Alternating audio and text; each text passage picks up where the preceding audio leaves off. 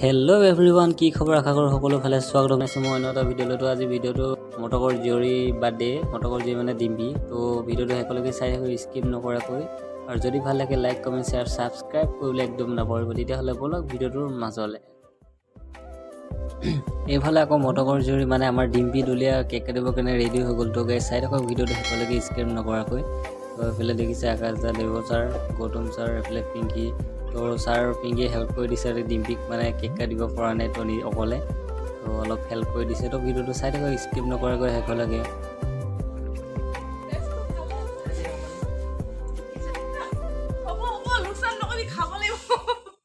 क्या बोला तू?